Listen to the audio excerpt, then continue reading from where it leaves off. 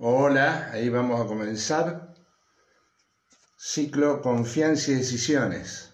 Ahí está Claudio, lo voy a invitar. Y una de las cosas que decíamos recién era verte quieto, porque sos muy inquieto, La sobre todo verdad en que términos de gestión, ¿no? sí, Miguel.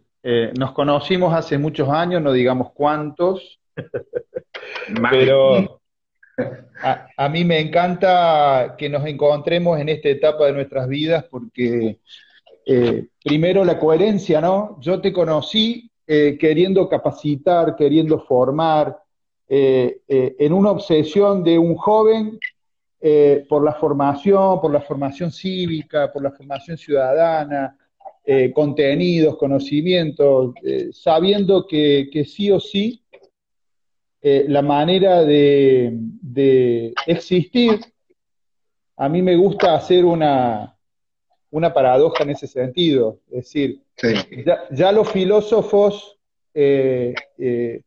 modificaron la frase de pienso, luego existo, por la de el lenguaje, escribo, eh, me comunico, luego existo. A mí me encanta decir gestiono y luego existo, porque me claro. parece una integralidad. Yo entiendo la gestión, y esto lo aprendí contigo cuando éramos muy jóvenes, en la intención de generar ideas y generar intercambios con la gente, con otros jóvenes, en los barrios, en los pueblos donde hemos recorrido y hemos hecho tantas cosas lindas. Eh, bueno, te decía, para mí la gestión es gestar. Primero está el gestar, el dar a luz ideas. Primera etapa. Si somos gestores, somos creadores. Ahora, el problema es que los creadores artistas, los creadores de proyectos, los inventores, los científicos, en general, todos aquellos que utilizan una ciencia para movilizar ideas y proyectar ideas, eh, solo se quedan en esa primera etapa y está muy bien porque necesitamos creadores y pensadores que estén permanentemente nutriéndonos para poder hacer cosas.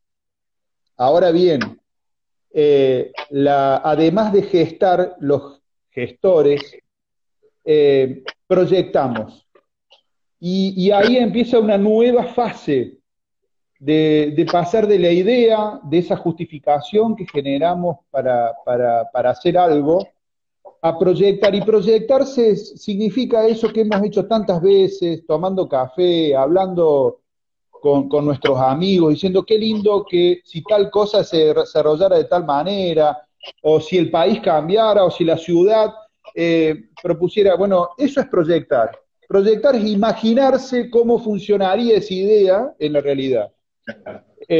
Lo interesante en mi experiencia personal es que yo fui incorporando herramientas para poder proyectar esas ideas y poder visualizarlas, que no queden solamente en la cabeza, en la mente, sino que puedan, primero, en nuestra época analógica, al papel, ¿no? El poder diagramar, el poder hacer... Pero que Sí, me haces acordar que por sí, ahí, para juntarnos entre nosotros, y a veces cuatro o cinco amigos que hacíamos sí, sí, actividades juntos, políticas, etcétera, así y es, nos llevamos un proyectito de cinco sí, páginas, de siete sí, páginas. sí, siempre escribíamos, sí. Siempre escribíamos, era como que uno iba también a defenderlo. Esa es Bueno, la no porque etapa, claro, no porque atacaran, sino porque te tenía sí, que convencer de lo que estaba haciendo. Eso era muy bueno. y escribirlo es la segunda etapa. Ahí vamos a la filosofía, que es tan importante como no siempre son las ciencias duras y exactas las que nos guían por el camino de la gestión. Digamos, de pensar pasamos a la acción, a escribir, a proyectar. Y cuando proyectábamos y escribíamos muchas hojas y defendíamos eso y tachábamos y corregíamos porque nos dábamos cuenta, lo maravilloso, Miguel, en ese intercambio era que nos dábamos cuenta que el otro tenía razón y tachábamos y corregíamos lo nuestro. Enriquecíamos en el intercambio, ¿no? Eso es muy importante y no hay que dejar de hacerlo nunca. En realidad, una de las cosas que te quiero contar es que nunca dejé de hacer todo lo que vine haciendo. O sea, yo no cambié una etapa por otra, sino que acoplé como un tren. Claro, Uno va generando vagones, pero siempre tiene el primer vagón presente. Y esto es muy importante porque es lo que hace que las ideas y que los proyectos y que todo lo que uno va haciendo en la vida se vaya generando una acumulación de virtudes, de defectos, de errores y de aciertos. Todo suma. Esta segunda etapa de escribir, que nosotros lo hacíamos en papel, bueno, a partir del año 2000 cambió la era. Estamos en un claro. cambio de era, así como hubo un cambio de era a fines del siglo XIX con el modernismo y con la era industrial, evidentemente estamos en la era digital. Nosotros somos protagonistas hoy de una nueva era y cambiaron los papeles y cambió lo analógico por lo digital. Eh, yo me preocupé mucho en esa etapa de formarme, de investigar, de tratar, mientras uno va trabajando y va siempre aplicando experiencias, eh, incorporé lo digital, me capacité para lo digital. Y la verdad que ahí encontrás una herramienta en esta segunda fase de cuando escribís y proyectas, lo digital te lleva a una dimensión muy interesante porque Ujú. empezás a ver que antes que tenías que solamente viajar para hacer un curso a Madrid, como yo hice en el año 94, mientras era director de cultura en la ciudad de Córdoba, me gané una beca y me fui a hacer un curso de gestión cultural a Madrid durante un mes, Ujú. maravilloso curso. Bueno, hoy sigo en contacto con el Centro de Tecnología del Espectáculo de Madrid, pero de manera virtual. Claro, Entonces, esta nueva dimensión para mí nos pone en otra etapa, es decir, pienso, luego existo, por el escribo, proyecto y luego existo, a gestión y luego existo, porque claro. la verdad que la era digital nos permite utilizar herramientas para administrar nuestros proyectos, y esta es la tercera fase. Tenemos que ser Claro. administradores, no podemos dejar que otros nos administren. En la gestión cultural, que es a lo que me he dedicado la mayor parte de mi vida, he tenido un muy buen paso por el Ministerio de Turismo de la Nación y la gestión turística, donde encontré muchos cruces, digamos, de coincidencia y muchas cosas nuevas para aprender. Pero ahí te das cuenta que sin recursos, sin generarlos, sin estudiarlos y sin medirlos, no hay ningún proyecto que pueda triunfar o pueda lograr sus propósitos o objetivos. Y esto no es ser materialista, es ser realista. Digamos, los Total. recursos son necesarios, porque si no nos quedamos solamente en la idea, solamente en el papel, en la proyección, y nunca logramos la ejecución y la concreción de los proyectos. Y para eso Claro. esta tercera etapa, digamos, y es lo que te pinta lo que he hecho en estos últimos 30 años, aunque parezca mentira, pasaron 30 años, es descubrir estas herramientas. Es decir, cuando tenemos buenas ideas y cuando queremos cambiar las cosas en una ciudad, en un pueblo, en una nación, en regiones, tenemos que hablar de ideas, tenemos que hablar de proyectos y tenemos que hablar de recursos. Claro. A mí me fascina poder manejar esto, no solamente lo hago en la práctica, gestionando y ejecutando proyectos durante mi vida en distintos ámbitos, sino que además doy clases en posgrado virtual hace muchos años Ujú. en Flaxo, Facultad Latinoamericana de Ciencias Sociales, donde ahí también pude experimentar y pude desarrollar y volcar todas las experiencias. Sigo dando como clase de relato de experiencias mi hermosa experiencia en la ciudad de Córdoba, con aquel intendente maravilloso que fue Rubén Martí, y donde nosotros vivimos una etapa de gestión y de experiencia colectiva con los ciudadanos y los vecinos de Córdoba, pero también muy fuerte de lo personal, en donde estábamos adelantados 20 o 30 años. O sea, hoy se gestiona y se aconseja gestionar las ciudades como lo hicimos con Rubén Martí en los años 90. Es maravilloso. De hecho, Entonces, el intendente Yarlora, si uh-huh, hay algo que marcó, fue justamente la la gestión de Martí, ¿no? Siendo de otro signo político, Sí. cosa que también es interesante porque abrió, digamos, el abanico diciendo la gestión por encima de los partidismos. Me Y parece resulta la gestión de Martí. me parece inteligente y me parece que cada vez más, primero, entender justamente cuando hablamos de recursos, que es donde es lo que tenemos que lograr administrar y lograr generar y lograr medir para poder utilizar en la gestión, en toda, en general la gestión política, particularmente lo que me corresponde, la gestión cultural o la gestión turística, lo podemos aplicar a la gestión social, a la gestión deportiva, los recursos y De los medir propios sentimientos, ¿no? y, Cuando uno... y también emprendimientos privados Claro, o de organizaciones no gubernamentales, digamos, claro.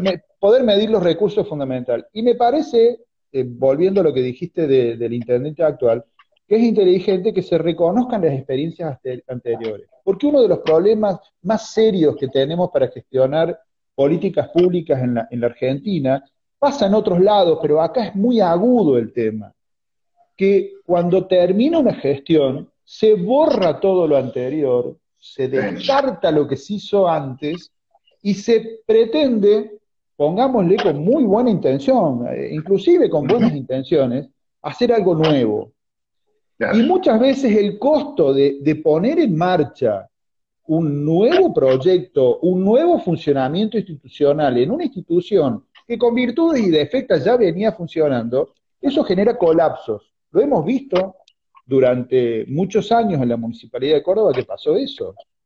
Entonces, por ejemplo, pero no es solo en la mente, yo lo he visto en gestiones nacionales, en gestiones provinciales, en la ciudad de Buenos Aires, en muchas gestiones provinciales. Y podemos destacar, no me interesa el signo político, pero podemos destacar en aquellos municipios, por ejemplo, o en aquellos ámbitos institucionales donde hubo continuidad, a pesar de los cambios de gobierno. Yo siempre pongo, Claro. me encanta, los cordobeses somos tenemos ese folclore con los rosarinos, ¿no? De pelea Eh, amistosa. Ahora, yo soy un admirador de la ciudad de Rosario, claro. admirador absoluto de la ciudad de Rosario. Rosario logró, con una continuidad, o sea, quien vino siguió y fue mejorando, cada uno como podía, lo que había hecho el anterior. Hoy Rosario es una ciudad que realmente recuperó su río, tiene inversiones, tiene desarrollo turístico, a pesar de no, aparentemente no ser una ciudad turística, se convirtió en una ciudad turística, una ciudad cultural. La verdad que ese tipo de análisis es muy ¿No? interesante. Desde lo cultural Uh se -huh. ve que hay fuerza, artistas, Sí, claro. músicos, ¿no? Bueno, Comunicadores que luego tienen mucha presencia en Buenos Aires y claro. digamos que me parece que no es solo por una cuestión de mayor cercanía geográfica. Hay una movida muy fuerte, ¿no? Cultural. Mira, dos cosas, Miguel, y esto yo lo pude comprobar en tantos años de experiencia. La cultura siempre está, uno no la inventa, digamos. Los creadores, los artistas existen, trabajan en sus escuelas, en sus espacios, en sus atelieres, en sus talleres. En Córdoba hay una cantidad enorme y maravilloso de espacios culturales independientes, fantásticos, de teatro, de integración cultural, de nuevas tecnologías, de investigación artística que te sorprendería si te propones recorrerlos. Ni hablar en Buenos Aires, lo mismo, en Rosario. En las ciudades la cultura no la generan los funcionarios y no se hace desde una estructura cultural, de una estructura institucional. La cultura se genera. Ahora, ¿qué es lo que pasa? Esa producción cultural, eso que está desarrollándose y que se gesta en distintos espacios, tiene que tener vínculos, tiene que haber alguien o algo que lo vincule. ¿Con quién? Con el público. Porque Claro. así como hay gente muy activa y creativa, también hay gente pasiva que no conoce que todo eso existe y que lo puede aprovechar para mejorar inclusive su calidad de vida, su formación, ese intercambio maravilloso que genera el hecho cultural. Entonces la gestión cultural genera ese nexo. Nosotros cuando hacíamos los grandes recitales frente al Cabildo en la Plaza San Martín, que eran eventos, algunos, viste, cuestionaban, no, bueno, pero no hay que hacer eventos masivos, espectaculares, porque lo que hay que hacer es trabajar en los centros culturales barriales, por ejemplo. Algunos intentaron hacer una dicotomía. Yo estoy convencido, después de la experiencia, que en realidad es bueno hacer las dos cosas, porque se retroalimentan. La única competencia que tiene la gestión cultural es estar encerrado en su casa con una pantalla, solamente, ver las cosas pasar por fuera. La no participación le permite a otro tomar decisiones. La única manera en que nosotros podemos tomar decisiones es siendo participantes activos. No lo digo por la pandemia, esto lo vengo diciendo hace muchos años. Digamos, sí, claro. La participación lo has puesto en práctica desde, podemos decir, desde tus niños como actor, ¿no? Hay una palabra que generalmente se usa de manera negativa, que es la de burocracia, ¿no es así? Bueno, a mí me encanta eso. La denominación más negativa. Y el burócrata también como algo negativo. Pero es importante pensar en la idea del burócrata positivo, que es la persona que está preparada para gestionar la burocracia estatal, ¿no es así? Conocer los procedimientos, conocer las normas, las maneras de incentivar, de activar una acción. Eso es, tal como vos lo decís, Miguel, una de mis... te voy a contar una anécdota, y de paso voy a mencionar y mandar un cariño a Luis Ellese. Luis Ellese era un contador, no sé si también economista, sé que era contador, muy estricto, y era el secretario de Hacienda cuando nosotros estábamos en la municipalidad. Yo era director de Cultura y Luis Ellese era el secretario de Hacienda. Y cuando yo me fijé el presupuesto que tenía, apenas empezamos en la Dirección de Cultura de la municipalidad, que estoy hablando de en diciembre del 91. Sí. Me fijé en el Paseo de las Artes, ahí estaba ahí funcionaba la oficina de la Dirección de Cultura. Teníamos los centros culturales General Paz, San Vicente y Alta Córdoba, Paseo de las Artes, Museo Genaro Pérez, y el Cabildo pertenecía a otra área, a otra dirección, todavía no estaba en nuestra órbita, pasó luego. Bueno, pero me fijo el presupuesto y resulta que el presupuesto que yo tenía era muy poco, digamos, tenía realmente muy escaso, y todo lo que quería hacer, esto de proyectar, decir, bueno, quería ser un director de cultura que después de haber sido mimo durante muchos años en Córdoba, conocía el otro lado del mostrador, digamos, como artista, entonces quería generar y proponer cosas, pero me encontré con poco presupuesto. Entonces, quise hablar con ella, él me atendió, me dio una audiencia, no pensé que me iba a atender rápido, me atendió rapidísimo, me senté delante de él, y me preguntó, y le digo, bueno, y le cuento esto, Luis, la verdad que tenemos muy poco presupuesto, tenemos muchas cosas para hacer, entonces me dice, y me hizo una pregunta fatal, ¿qué querés hacer? ¿Cuándo lo querés hacer? ¿Y cuánto te va a costar lo que querés hacer? Y yo me di cuenta en ese momento, Miguel, que no lo sabía, que yo tenía casi a borbotones, ideas y ganas de hacer cosas, pero que no estaba preparado para responder una cosa tan elemental. Y le dije, deme un tiempito porque estoy recién asumido, si podemos tener una próxima reunión yo le traigo todo esto. Bueno, como no, me miró ese, ya por supuesto que su gesto empezó a pensar en las otras cosas que tenía que hacer, empezó a perder interés la charla conmigo, pero me dijo, ¿no? La inseguridad me mató, y me dice, habla con mi secretaria y fíjate a ver cuándo tengo agenda y nos juntamos de nuevo. Menos mal que tenía un viaje, él, programado, y pudimos generar una reunión al mes y medio, más o menos, de esa fecha. Fui a la Dirección de Cultura, junté mi equipo, y dijimos, bueno, a ver, ¿cuánto cuesta todo esto que queremos hacer? ¿Cuáles son las posibilidades? Empezamos a leer, nos reunimos con la gente de la contaduría, que nos reconoció que fue la primera vez que se reunió con gente de cultura, y hacía muchos años que estaban, nos dieron unos libros que se llaman digestos. Los digestos municipales tenían nada más ni nada menos que las normas de cómo se maneja un presupuesto y cómo funciona la lógica. Bueno, te la hago corta. A los 2 meses no fui solo a hablar con ELS, sino que fui con parte de mi equipo que ya estaba en la municipalidad antes. Nosotros no incorporamos nueva gente, trabajamos con los empleados que ya estaban en la municipalidad. En 8 años no hubo incorporación de más empleados, a pesar de haber creado espacios nuevos.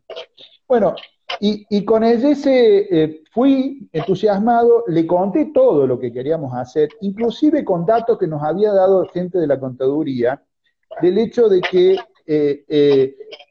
las previsiones y con qué herramienta, con qué licitaciones y con qué métodos administrativos lo queríamos hacer. Ella se nos miró, abrió los ojos, y le dijimos, nos contaron que nuestro presupuesto es menor al que tiene la Secretaría de Obras Públicas para hacer una cuadra de pavimento en un barrio de Córdoba. Entonces creemos que es desigual, nosotros necesitamos. Entonces, bueno, me llama al tiempo, me dijo que había hablado con el intendente y que el intendente la respuesta que le dio era que íbamos a hacer varias cuadras de pavimento de cultura en Córdoba, que íbamos a pavimentar de cultura la ciudad de Córdoba. Gracias al haber usado esas herramientas, no solamente mejoramos nuestro presupuesto, que empezó muy bajo, fue incrementándose gracias a que se mejoraron las contrataciones, las licitaciones en la contratación de pavimentos, de empresas de pavimentación. O sea, el intendente decidió, en conjunto con el secretario de Hacienda, que ese ahorro que se lograba por la eficiencia de la contratación de los servicios fuera incrementando educación, cultura, otras áreas de la municipalidad que necesitábamos presupuesto. Entonces se hacía obra, pero con mayor eficacia y con mayor eficiencia en los recursos, para que nosotros... Eso es burocracia. Burocracia es un sistema de orden necesario. Ninguna institución ni ninguna empresa funciona sin burocracia, sin un sistema de orden o sin una norma que lo rige. Todo lo tenemos burocracia, la empresa privada, las instituciones públicas. El tema es ser un buen burócrata, ¿no? Ser un buen burócrata, claro. En estos días tuve un live con Leandro Dionisio, ¿sí? Que también organiza unos live, conversamos sobre confianza también a raíz de este ciclo. Estuvimos conversando 40 minutos. Y por ahí me hizo una pregunta que fue, bueno, ¿qué harías para construir confianza, ¿sí? En las gestiones de gobierno, en la política? Y yo contesté esto, fue sobre el final de la conversación. Yo contesté, estoy conversando con Claudio Massetti y me hizo ver, ¿sí? Me hizo poner en el centro de la cuestión que lo que cambia a las sociedades, a las ciudades, es la cultura, por la cantidad de cosas que se activan alrededor de lo cultural. Entonces yo decía, la manera de construir cuestiones ideales, digamos, el ideal democrático, a través de la cultura. Totalmente. Y algo muy interesante, la manera también de generar trabajo, que vos me dabas ese ejemplo el otro día, esa comparación, ¿no? También, digamos, que pasa por la cultura, ¿no? La cultura, un querido amigo que fue director de cultura de la ciudad de Montevideo, Carámbula, me publicó un libro que fue inspirador y decía, la cultura da trabajo. Y tenía un doble sentido, digamos, o sea, que es muy laborioso y da mucho trabajo gestionar la cultura. Se manejan muchas tensiones, muchos elementos, esto que te contaba, digamos, de gestionar presupuestos, dirigir acciones, en alguna medida tratar de dar respuesta a una cantidad de pedidos y de propuestas, porque cuando vos activás la cultura empiezan a aparecer todos estos generadores y creadores que estaban solos, que estaban aislados, se empiezan a integrar y empiezan a nuclearse y todos a exigir también protagonismo, y eso es maravilloso, pero cuesta mucho trabajo.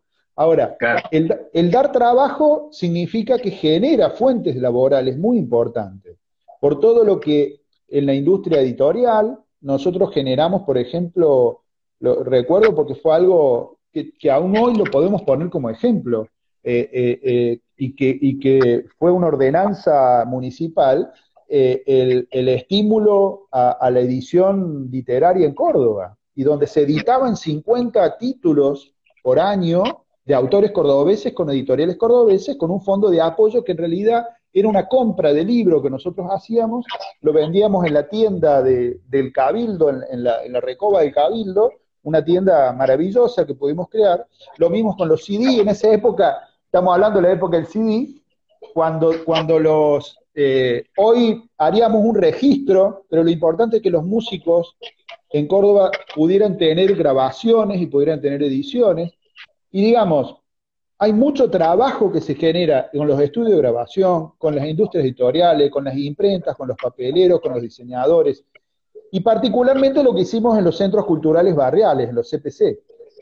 Yo hice una comparación, que eso fue la clase que todavía se da en Flaxo. Generábamos 830 puestos de trabajo, que eran los cursos y talleres que se daban en los CPC, en los centros culturales, con mano de obra intelectual desocupada, así la denominábamos nosotros, porque eran gente muy formada, licenciados en teatro, licenciados en letra, licenciados en música, licenciados en cuanto oficio se te ocurra, o expertos por oficio, en oficios no solamente artísticos, sino también, recuerdo hasta aeromodelismo, o talleres donde contadores enseñaban cómo presentarse en el primer empleo, herramientas básicas de contabilidad. Bueno, generamos una propuesta donde se cobraba una cuota, o sea que no los contrataba la municipalidad, no pasaban a ser empleos públicos, sino que eran emprendedores.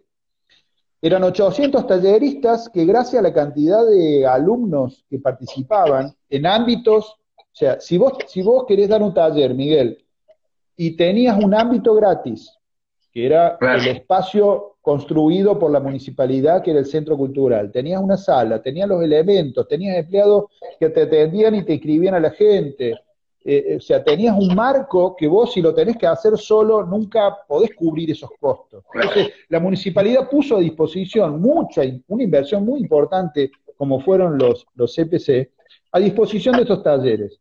Y gracias a eso se estabilizó, y esos 800 profesores le daban un 10% a una comisión de apoyo, después eso se formalizó y se lo daban a los ingresos que el CPC generaba, que el mismo centro de participación generaba, y fue maravilloso porque eran 800 puestos de trabajo de gente calificada, que tenían un ingreso, algunos ganaban más que yo como director de cultura, o sea, con buenos ingresos. Y lo comparé con la fábrica, la fábrica Fiat. Vos, para generar 300 puestos de trabajo en la fábrica Fiat tenés que hacer una inversión millonaria, miles de dólares, y que recuerdo en esa época fue el tequilazo del 95, que hizo que se despidieran una cantidad de empleados. Entonces nosotros fuimos más estables en cuanto a la mano de obra laboral y a la salida laboral que generamos en un centro cultural, que lo que podía hacer una fábrica con una inversión tan importante. Entonces, la verdad que la cultura es una herramienta, lo es también el turismo. El turismo genera muchísimo trabajo.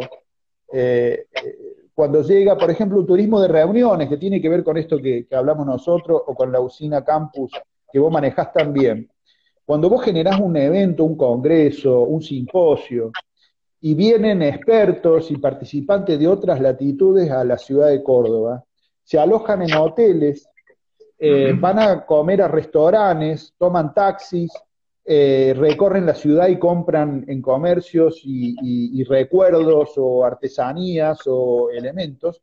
Todo eso derrama en trabajo para mucha gente. Los hoteles contratan empleados, insumos con proveedores, o sea, la economía de una ciudad que genera eventos se ve muy favorecida cuando esto se genere y se produce. Ojalá después de esta terrible pandemia se active pronto, porque es una actividad que además de formarnos y de generar un intercambio maravilloso desde el punto de vista intelectual, también genera muchos recursos y mucho dinero y mucho trabajo alrededor, ¿no?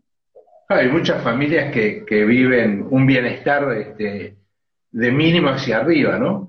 Y Yo lo he Claudio, visto, lo he podido comprobar. Es la mayor satisfacción, Miguel, te termino con esto. La mayor sí, satisfacción que yo he tenido en la gestión cultural, además de toda la belleza que uno ha podido convivir con artistas que han generado una belleza que eso te llena el alma y uno puede morir tranquilo después de haber participado, producido y recibido tanta creatividad y tanta belleza generada por los artistas, tantos conceptos, tanto análisis crítico de la vida a través del arte. Eso ya te enriquece y no tiene precio. Pero claro, la satisfacción que te da cuando vos gestionás un programa que le da trabajo a la gente no tiene precio. Eso sí que es maravilloso. claro. Te iba a preguntar, porque suelo visitar el Centro Cultural Recoleta, Sí, y vos has tenido una gestión brillante en Córdoba, decía, estábamos hablando del 91 en adelante. Además has tenido, hacías mención a tu etapa artística como mimo, ¿no? Pero digo, claro. fuiste al Centro Cultural Recoleta, que cuando uno pasea por ese centro, realmente la oferta es impresionante, la cantidad de cosas que hay, gratuitas o muy baratas, de acceso al público, en el centro de la ciudad, digamos, en un centro turístico, ¿no? ¿Cómo ha sido eso? Porque me parece que también es muy vertiginoso, ¿no? El Centro Cultural Recoleta, yo en Buenos Aires tuve el privilegio maravilloso, maravilloso privilegio. A partir del año 2000 pude dirigir tres espacios emblemáticos, fabulosos. Uno, un espacio nacional, que era el Palais de Glace, que es un centro de exposiciones y donde ahí además organizaba el Salón Nacional de Artes Visuales, Ujú. que pude modificar y cambiar un reglamento que tenía 80 años, que todavía esa reforma se mantiene, incorporando las artes electrónicas, las artes digitales, ya en el año 2000. Mirá vos. Luego fui director ejecutivo desde el año 2002 hasta el 2006, junto a María Victoria Alcaraz, la actual directora general del Teatro Colón, yo trabajé con ella en el Centro Cultural San Martín. Fui director ejecutivo en el Centro Cultural San Martín, un lugar de 40.000, escucha esto, Miguel, 40.000 metros cubiertos. ¿Me escuchás lo que Claro. te digo? Sí, sí, Cuarenta sí, sí. mil metros Bueno, cubiertos. Vos te das una idea que esos lugares no solo tenés que tener creatividad, imaginación y buena onda para programar, sino que tenés que manejar 375 empleados en claro. 40.000 metros cuadrados, donde los ascensores se paran, donde la gente por ahí no puede entrar a un lugar, donde se te corta la luz, donde tenés, yo siempre digo en broma que ahí me gané la ciudadanía porteña porque el trabajo obsesivo que hice en ese lugar fue maravilloso, armando ciclos de música, de teatro, de danza, una experiencia increíble de Ujú. trabajo en Buenos Aires. Me radiqué en Buenos Aires, hasta ese momento viajaba, tuve 4 años viajando desde Córdoba a Buenos Aires, al final decidimos venir a Buenos Aires a vivir con mi familia, y en el año 2007, fines de 2007, digamos 2008, comienzo a dirigir el Centro Cultural Recoleta, con Hernán Lombardi como ministro de Cultura de la ciudad, me convoca y estoy 8 años dirigiendo un centro Ujú. cultural, también 20.000 metros cuadrados, 23 salas de exposición, una sala creada únicamente para el teatro aéreo, que es la sala Villa Villa, donde estuvo Fuerza Bruta, donde programamos Fuerza Bruta, salas de exposiciones de mucha jerarquía. La verdad que esa fue una experiencia con el arte, si bien ya la había tenido en Córdoba y en el Palais de Glace, en el Centro Cultural Recoleta, eh, como centro cultural desarrollaba todas las artes, pero las artes visuales era su principal directriz, digamos. Un centro cultural, Miguel, es como un sol. Y de la misma manera que el sol genera energía y posibilita la vida en la Tierra, un centro cultural proyecta vida social y cultural en la sociedad. Y toca todos esos puntos que hablábamos al principio, esa producción artística, cultural que hay alrededor, que sola se desconoce. Ahora, cuando ese centro cultural lo muestra, lo conecta con el público. Y el público, a su vez, no es un público pasivo, porque no estamos en la era moderna donde el público se paraba delante de un cuadro solamente a mirar lo que un genio había hecho. El arte contemporáneo y el arte del final del siglo XX, y hoy profundizado y mejorado, te diría, gracias a todo lo digital, permite que el público, ese público objetivo, que pueden establecer los especialistas en marketing, ese público también participe, y ahí se completa la obra.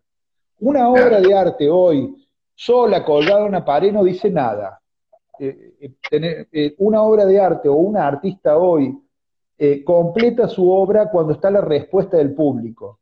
En satisfacción, en rechazo, en opinión o en aplauso. Pero la reacción del público también le da a la obra un valor agregado.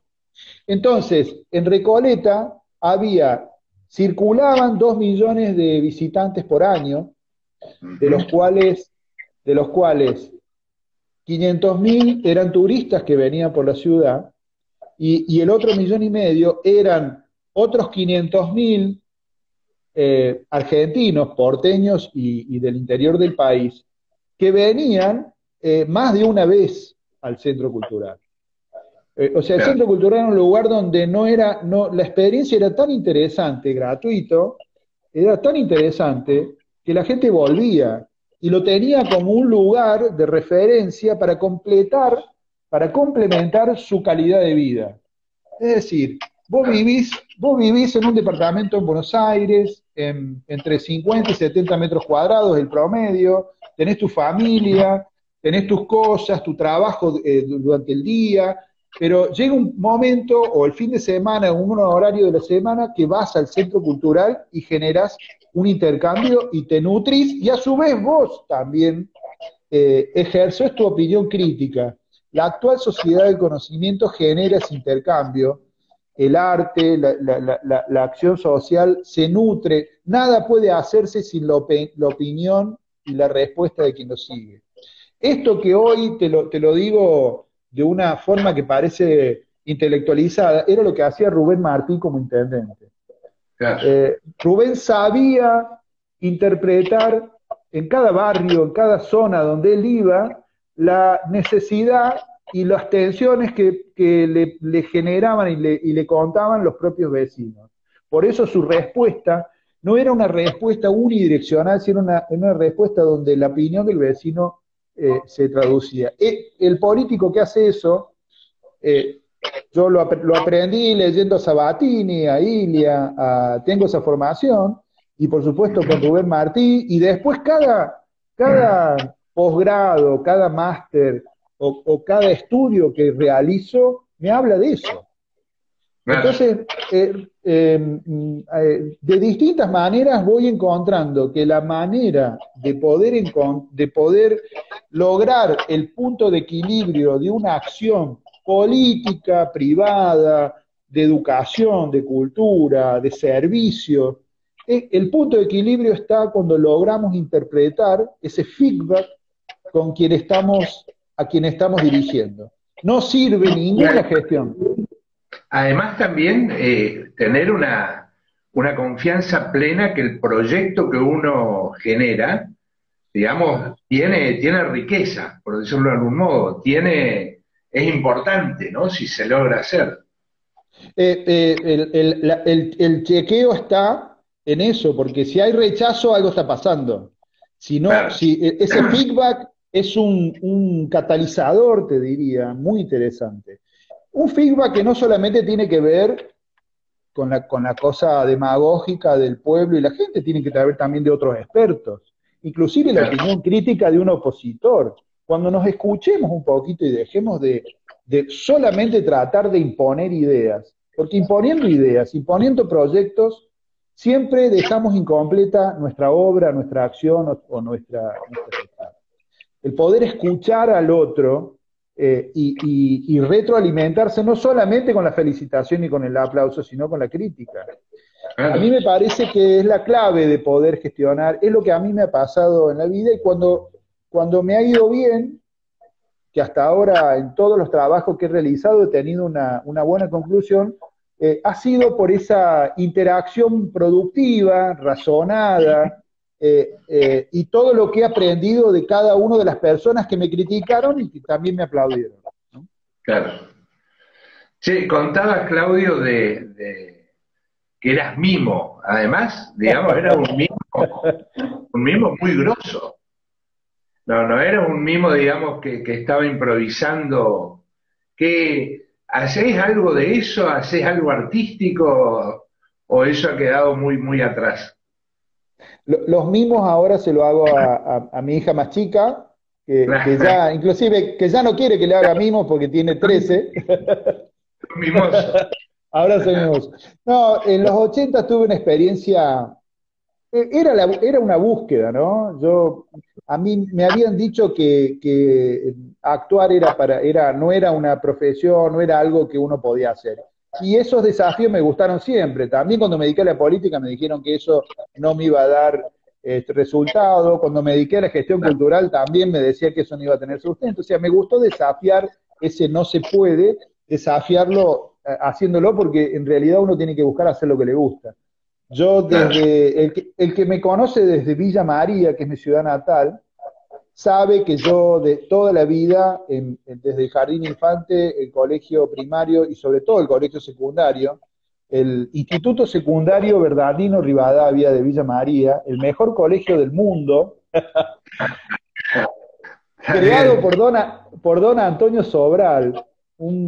Hablamos de proyectar, hablamos de idea. Bueno, Antonio Sobral fue un educador que la tenía muy clara, y con ese modelo educativo yo pude participar en lo que se llamaba la farándula. La farándula era un evento que se hacía los 21 de septiembre.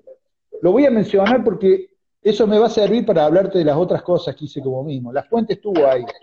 Esa experiencia en el anfiteatro de Villa María, donde se hacen el Festival de Peñas, que en esa época no estaba techado, un hermoso anfiteatro, una arquitectura al lado del balneario, de un balneario municipal muy lindo, muy grande, un lago artificial precioso que tiene la ciudad de Villa María. Bueno, nosotros actuamos, preparamos en el colegio secundario actuaciones, iban 7.000 personas a vernos, porque iba toda la comunidad educativa del colegio, un colegio muy grande, más los vecinos.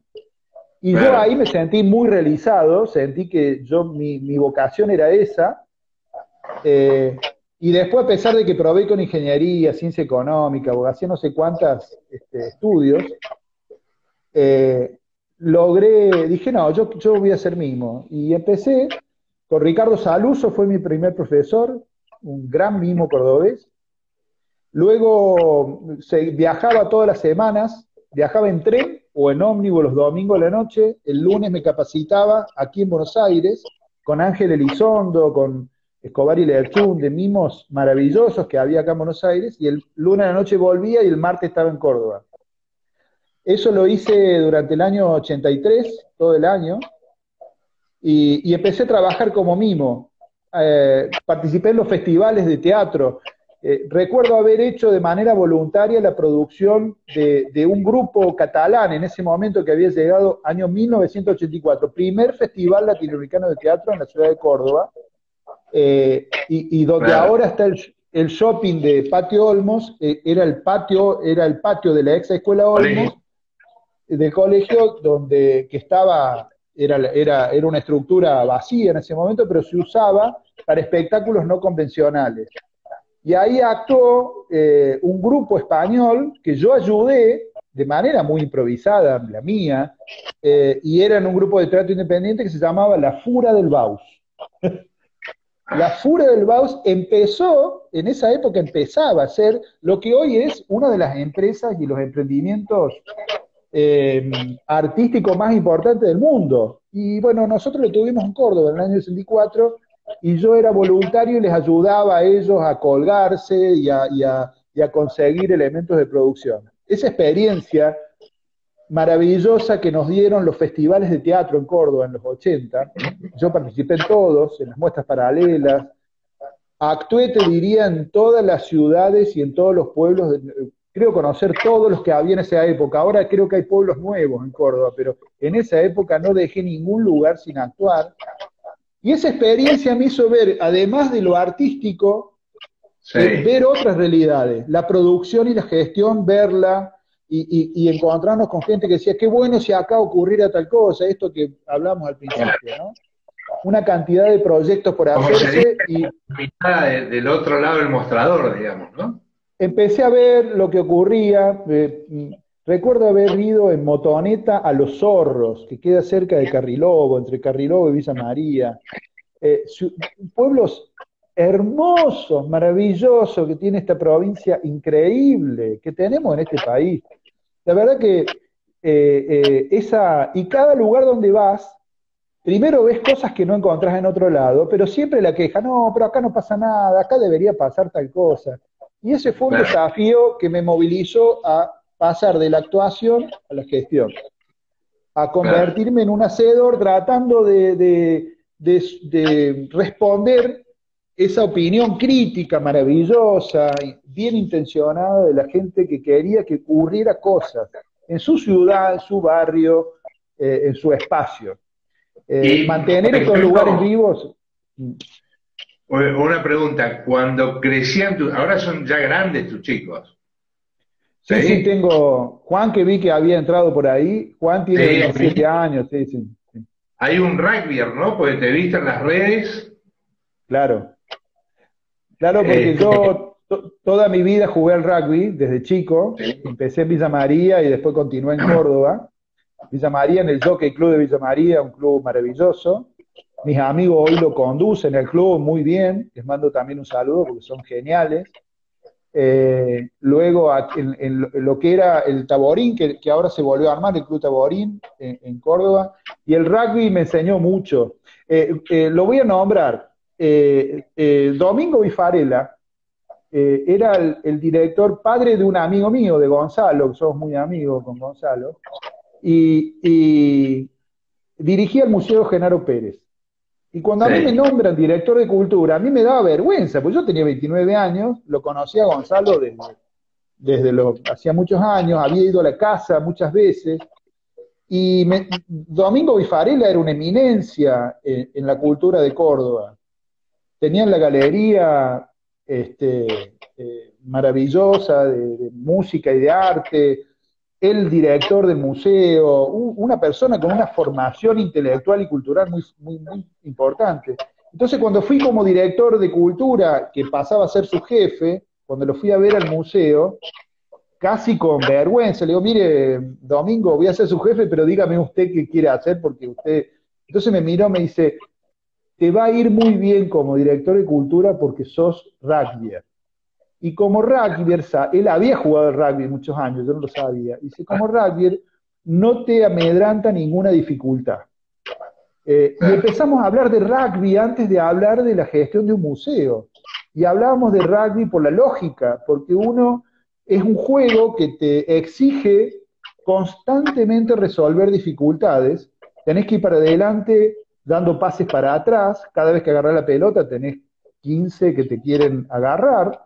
Y la maña y la estrategia siempre en equipo que tenés que realizar para lograr el triunfo, me dice, eso te va a ayudar mucho. Y así empezamos. La verdad que el Museo Genaro Pérez en ese momento creó su primer taller de restauración, restauramos toda la obra que estaba desde hace mucho abandonada en los depósitos del museo, lo modernizamos, lo arreglamos. La verdad que fue un gusto después de su fallecimiento, inclusive ponerle nombre del taller de restauración Domingo Bifarella, y una experiencia maravillosa. Pero me hiciste acordar, el rugby me ayudó mucho también, y tiene que ver con la estrategia, con la gestión. Son experiencias de vida que uno vuelca. el esfuerzo siempre ir un poquito más. Siempre hay un poquito más y uno se acostumbra a eso, digamos. Entonces, mi hijo me lo dice mucho, mi hijo es una estrella del rugby aquí en Buenos Aires, jugó en el seleccionado, juega en un club aquí en Flores que se llama el Club Daom, que es un club maravilloso de gente, también clubes donde no es que cuando ganas un partido lo ganas 40-0, cuando ganas un partido lo ganas 40-39, digamos. O sea, el esfuerzo es total, digamos, siempre luchando contra la adversidad y esa experiencia es una experiencia de vida y él siempre lo reconoce, él todavía es jugador y además muy reconocido en su propio entorno, lo que él lo hace muy feliz. Y él me decía, papi, después de haber pasado la que pasamos jugando el rugby, uno se anima a enfrentar cualquier dificultad, a emprender. De hecho, él está emprendiendo cosas desde lo laboral, desde el estudio, y dice, nada te amedrenta, porque uno sabe que es pasar esa barrera y que está el ingol para anotar. O sea, pasar esa barrera, hay un punto donde uno logra el éxito. Así que en ese sentido me parece que es un buen ejemplo. También el rally, porque con mi hermano corrimos rally Mirá, en un vehículo muy chiquito, en un 128, en los sí, años 80. Mi hermano era piloto y yo soy navegante. Eh, el rally exige que uno tenga preelaborado, prearmado un circuito y qué va a hacer en cada etapa. Vos no podés improvisar en el rally, ¿no? Es claro. algo que tenés que, es complejo porque pasás por distintos lugares, tenés distintos obstáculos y te tenés que preparar para eso. Fue algo que después lo utilicé mucho, la hoja de ruta, crear hojas de ruta, construir y diseñar hojas de ruta para llevar adelante el proyecto. Bien, y algo que yo te iba a preguntar respecto a los chicos, vinculado a lo de mimo, ¿sí? A tu actividad de Sí. mimo, si lo has utilizado con los chicos, ¿sí? Si en ese, quizás cuando eran más chicos, si has utilizado todos esos recursos para divertirlos, hasta para educarlos, Sí, ¿no? sí, los primeros cumpleaños de mis hijos tenían animales. Yo te cuento una anécdota de cuando Juan era chiquito. Estamos hablando, él nació en el 92, entonces debe haber sido 90, 95, 96. Cumplía 2 o 3 años. Invitamos, por supuesto, al cumpleaños a mi casa a todos los chicos, los compañeros de jardín o de guardería en ese momento. Y yo me había caracterizado, me había vestido como mimo, payaso, como animador para la fiesta. Y cuando llega una madre, le dice, lo mira al marido y le dice, che, esto tienen guita, contrataron a Claudio Massetti para animar la fiesta. Está bueno eso. Claro, se ve que me conocía de los 80 cuando Claro, yo había actuado y no se dieron cuenta. Y fue muy graciosa la situación. Sí, al principio sí, después porque, los chicos generaron su propia. Todo lo que vivieron como experiencia que uno les pudo transmitir les sirvió a cada uno para hacer su propio camino, ¿no? claro. Eh, y la verdad que yo veo mucho arte, veo mucha gestualidad y mucho compromiso en lo que hacen, casi como un ADN, pero todos hacen cosas diferentes. Tengo, bueno, María Luján empezó primer año en el secundario, luego María Macarena es licenciada en Relaciones Públicas y máster en Manejo Digital de Empresas y está en Madrid. Y Carmen estudia arquitectura, en cuarto año de arquitectura, con 23 años, y Juan Antonio, que es rugbyer, comerciante, emprendedor, y eso cada uno ha aplicado. Y en todos lados ellos reconocen y le reconocen a ellos un plus que le ha dado el haber participado y entender a la cultura, al arte, al esfuerzo, Son gente que si tienen que leer un libro ante el público lo toman y agarran el micrófono y lo leen, aunque no se dediquen a eso, digamos. Han logrado muchas cosas que uno le ha transmitido, pero siempre haciendo cada uno lo que quiere, ¿no? Claro. Nos debe quedar un minuto, o sea, casi nada, porque Sí, viste que sí, se corta y antes que se corte es preferible sí. hacer un buen cierre y que no sea tan abrupto. Hablando de libros, ¿qué libro nos recomendás para leer?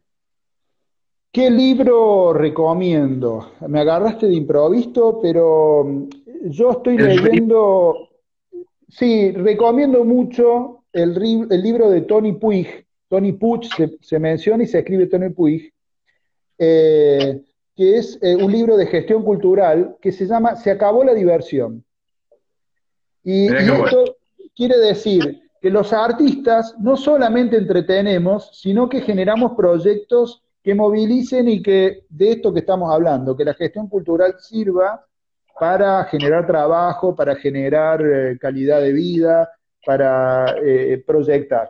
Y Y se podría acabó la diversión de... que sirva como herramienta de transformación social, ¿no? Que es tan importante. Es una herramienta muy eficaz de transformación social. Claudio, querido, hemos tenido una conversación, la verdad que yo sé de tu calidad, pero además de toda tu experiencia, por eso dan ganas de seguir y seguir conversando y escuchándote sobre todo.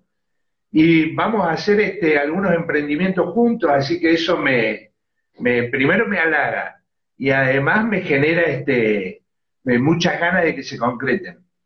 Yo estoy absolutamente encantado con Usina Campus, con lo que estás haciendo, me sumo, eh, generemos cursos, generemos charlas, generemos propuestas, eh, activemos como quien, a mí me gusta ejemplificar al gestor como el viejo juego del trompo, ¿viste? Enrollemos el hilo en el trompo y lo dejemos rodar, un Claro, poco se trata de eso. Yo estoy a disposición, utilicemos todas las herramientas que ahora nos acercan, que esto es total- maravilloso y que por ahí tantos años sin vernos, Miguel, y encontrarnos en la misma es un buen síntoma.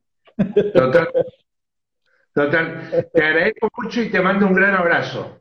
Igualmente, Miguel, te felicito por todo lo que estás haciendo. Un abrazo. Dale, y gracias.